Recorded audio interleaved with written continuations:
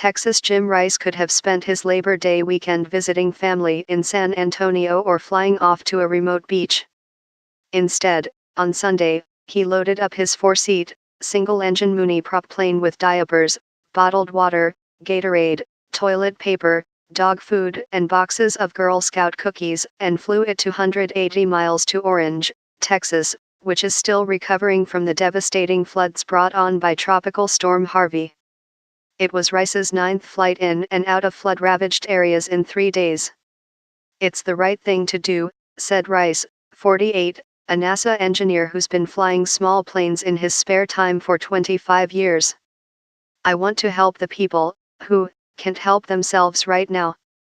Rice is part of a small army of citizen pilots and private plane owners who are taking a key role in the massive effort of getting supplies into Houston, Orange, Beaumont, and other flood-damaged areas where roads are still impassable.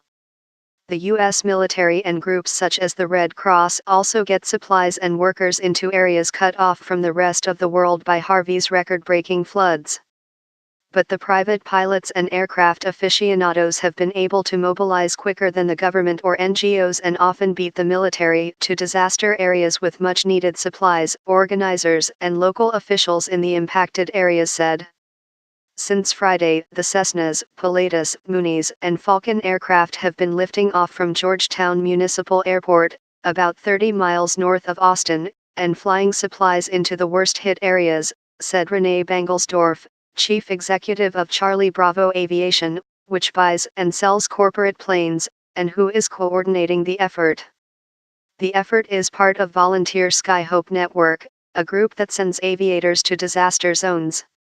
As of Sunday morning, they had dispatched about 40 planes from Georgetown and another 30 from other parts of the country, she said. The private aviators have donated more than $1 million in fuel, maintenance, and pilot time, she said. Though the military could drop more supplies in a single shipment aboard AC-130 than the smaller planes could bring in an entire afternoon, the private pilots often get to disaster zones